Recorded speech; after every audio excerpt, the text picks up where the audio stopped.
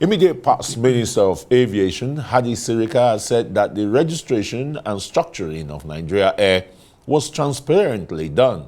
Sirika, who spoke earlier on the Rise News program This Day Live, said that those alleging that the process was not transparent are being mischievous. He also claimed that many of the local airlines complaining that they were excluded from the process had the opportunity to participate but lacked the capacity to do so.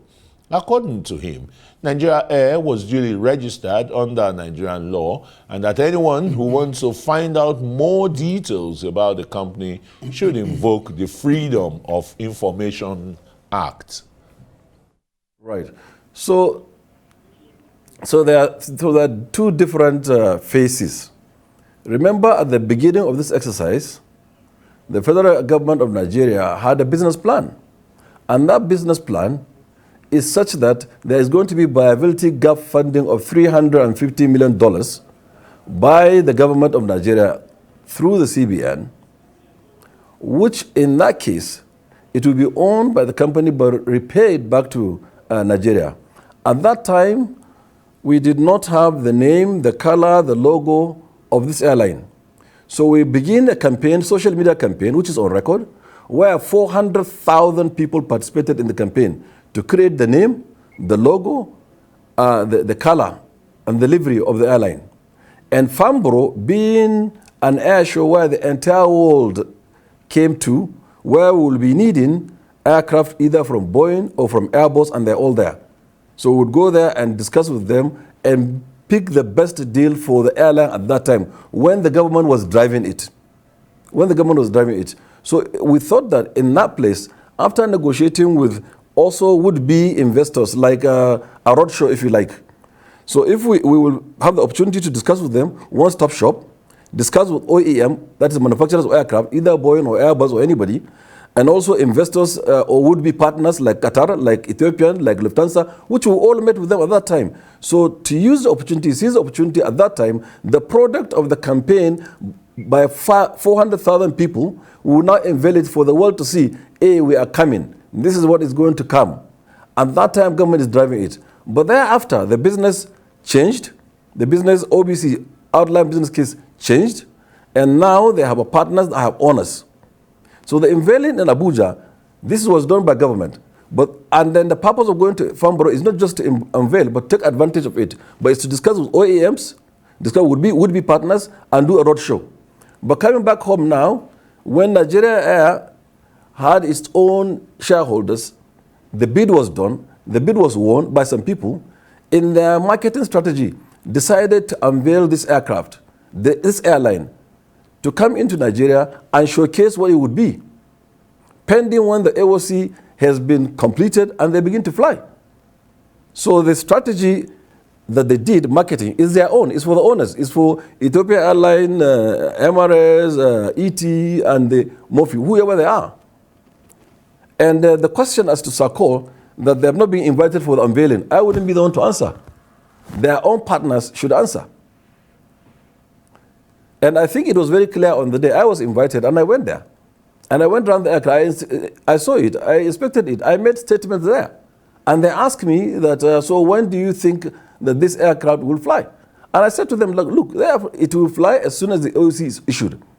And that, okay, what if the government that is new now decide not to continue? I said, well, if they decide not to continue, they're only 5% of the company, because they have only 5%. So 95% will continue, because it's an airline known to Nigerian law. So if SACO will decide not to do, they're only 15%. The remaining 85% will continue. If Emirates decide not to continue, the others will continue. So I think it's very clear. You know, anybody, because it's a partnership owned by them.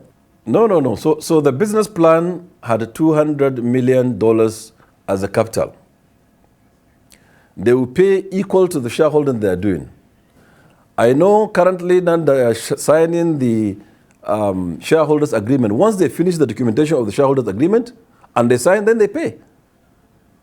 Of course, they cannot take a shareholding on paper, and no one does that. Everybody will have to pay, except federal government 5% will be in kind for the services, for rentals, etc.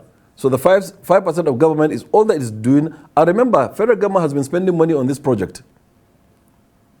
So all of its services and what they have been doing will be quantified. If it is equal to 5%, they take 5%. If it is more, they get the refund. If it is less, the services will be quantified and make up to 5%.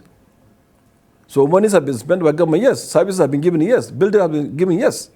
In 2016, 17, 18, 19, 20, 21, 22, 23, all of the monies voted for national carrier was 5 billion, voted and budgeted for. But all that was released is in the neighborhood of about 3 billion, not 85 billion. And that 3 billion has not been expended, all of it, as at the time I left office. And what has been done with that money is nothing but transaction advisory services, the AOC processes, salaries, consultancy services, and the office in Abuja.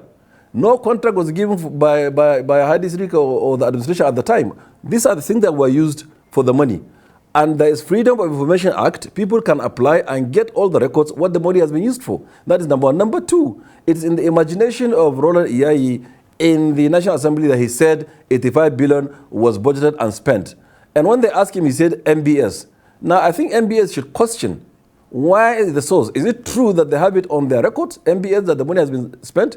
So I told you now the total amount of money from 2016 to 2023 is only 5 billion. Not all was released. Only about 3 billion that was released. And at the time I left, all of it has not been utilized. And I told you what the money was for.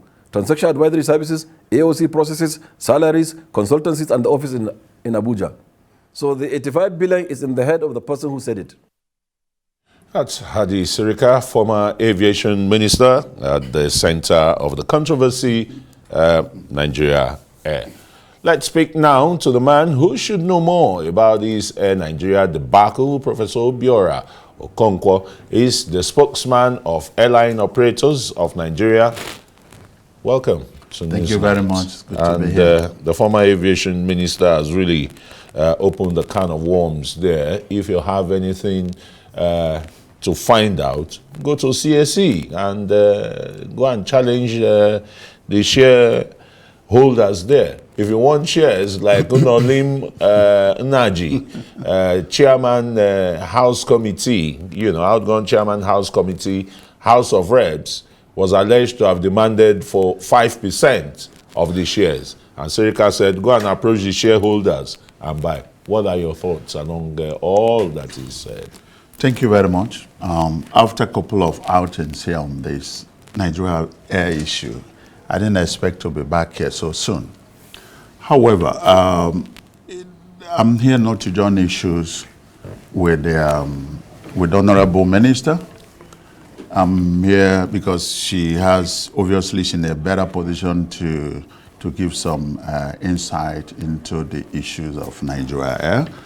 But recall that Airline Operators of Nigeria were alarmed, first of all, on the 24th of May, after the interview of the Honorable Minister on Channel Television, where he announced clearly that in 2 days from that time, being then Friday 26th, the first aircraft belonging to Nigeria Air was going to land in Nigeria, would be unveiled, and after the unveiling, it will go back to be for refitting and then come back to start operations.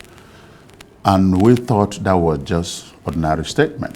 And shortly after that, we saw invitations to attend the unveiling activities on the same day. That invitation. Sorry, Obiora, I think Nigerians have gone beyond that. It's come to make very categorical statements here. Why the plane came here for the unveiling, it was a strategic marketing thing. They've not spent the 98 billion your president accused him of spending. They budgeted 5 billion, only 3 billion. I think the issue you should be interrogating, letting Nigerians know, is that why would Nigeria Air have only 5% and is painted in the country's color? When, what time was the bidding for shareholder declared open? Well, if you really had followed this soap opera that has been going on, you would have known that we don't need to interrogate anything. But I'm only just telling you our narrow interests as airline operators of Nigeria, because there have been some inconsistencies in what has been said and what we know about and what we had today. So basically, we got into this because saying that the aircraft was coming in to start operations and indeed landed at the airport with water shower, which is a confirmation of the fact. So we felt that that would have been wrong if the aircraft does not have AOC, if they were selling at stage 1. So we have been vindicated because that is confirmed. Now, having said that it is the shareholders organizing the event, some kind of inconsistency, because the same minister had said they have not signed the shareholders agreement. Nobody has invested 1 kobo into that. So if you don't sign a share agreement that confirms a ratio of ownership in the company, you've not invested money, then you can't claim to be a shareholder. So it wouldn't have been part of organizing anything. Let's get it clear here. We are aware of the roadmap for the aviation industry. We are aware of the Presidential Committee on Setting Up Nigerian Air. And I've said here that where we withdrew the airline operators was that the recommendation of the Presidential Committee for the Nigerian Air was overturned after the submission and then hijacked by the Ministry of Aviation. Because the original plan was that the investors could come together, sign the shareholders agreement, and based on the ratio of their shareholding, make their own investment, and then register Nigerian Air in CAC. Based on that, but today, what we have in CAC, there's no single shareholder in the company called Nigeria in CAC, except Ministry of Aviation and its own directors. So with that, we were surprised. The government took the front seat when they were supposed to take the back seat. If it were to have been government-driven, private sector-driven process, would have all been in it. Because in that aviation map, they had leasing company arrangement, they had a marrow, which would have benefited each and every one of us. Well, but the former minister, during the course of that program, said the AON, you don't have the capability for it. He even mentioned one of your members who bought 2 aircraft and went to hid it because they were grounded because he couldn't pay the money and the rest. Oh, yeah. But the question again is, AON lacks capability to form a national carrier. Nigerians have seen loads, massive delays at airports and the rest, because of inadequate aircraft, by the operators. And $200 million shareholding for a national carrier. How meager could that be? Well, I think starting from the first issue, that was really unexpected from the minister, because I expected him to give the aviation industry in Nigeria the respect it deserves. Because in that interview, which I watched, he was rather glorifying Ethiopian Airlines and talking down on Nigeria aviation industry. APC mentioned here, and Alan Onyema, they are the champions, and he deserves champions medal rather than just misinformation. As a matter of fact, APC has 3 777 aircraft, not 2. The minister said he leased them. He didn't lease them, he bought them. I know where he bought them from. Emirates. He did not fly, not because he didn't want to. He did not fly because of the aero politics, which they could not allow him to fly to international destinations like London, like Dubai. That aircraft, taking off and landing within a 1-hour journey in Nigeria, could kill the engine in just after 10 or 20 flights. So I think these are the kind of things we had expected the minister to have done to allow APC to fly. In terms of capacity, what is capacity? I've said there that you have 6 Nigerian airlines that have IOSA certificate. That means we've been audited and found fit to fly. What we need is now capital to assess those aircrafts. Ethiopian Airlines is not flying on their own money. Government is supporting them. Do you know the way we fly here, Ethiopian Airlines will not survive 1 week. I give you a typical example. My company had applied for foreign exchange in December. multi-billion naira foreign exchange that would have given us some US dollars. We were given what they call future allocation to be matured in March this year. Usually you go to your bank will spot it with a little bit of premium. As we speak today, our money is tied down in US dollars. Our money is tied down in naira. We don't have naira. We don't have foreign exchange. So that money is locked there in the bank. We are paying interest to the bank. Then we have to still look for money to go and buy foreign exchange at black market rate. There's no other person who cannot survive in this country the way we have survived if they come in. So that capacity issue, we have done so well that we deserve some accolades than just knocking down. However, $200 million, I don't know what that is. I don't know what it is, because if it were to have been $200 million, we should have been talking about aircrafts that belong to Nigeria Air, paid by Nigeria Air, registered by 5 November, that is FN mark. But today, we haven't seen any of that.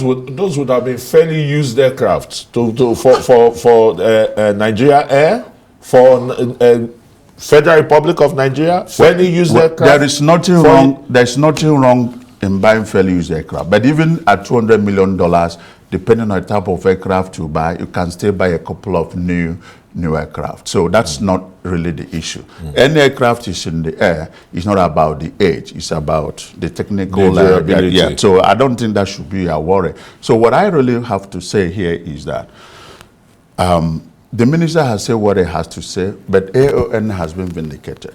As we speak today, it's on record that the shareholders of Nigerian Air are even denying knowledge of being members of Nigerian Air. One of the shareholders, CAC, which the minister mentioned, said they were not even invited in the unveiling. But the minister has said they were people organizing. But the invitation I saw was from Ministry of Aviation. So I really don't know where this is going to. But you see, the minister, I have to acknowledge here, because he mentioned my humble self and United Nigeria. Yes, we are not here on personal grounds. Where they have done well, we had acknowledged. We had acknowledged that the ministry supported our effort with the National Assembly. Kudos to National Assembly Committee on Aviation, both especially House of Reps and the Senate. They helped us to prepare a bill that brought about free duty on aircraft, that brought about that zero duty on aircraft, VAT and all that. It was a job done by National Assembly. And the president of the outgoing president, or the previous president, was generous enough to send his signature on that. And yes, so we have said that openly wherever it matters. And, so we are, but again, but it would have been unnecessary to spoil the good game you had played. We just rushing into this. It's obvious now that everything about that is not clear. It's not clear, and there are more questions to be answered. To be answered, yeah. Okay, thank you very much.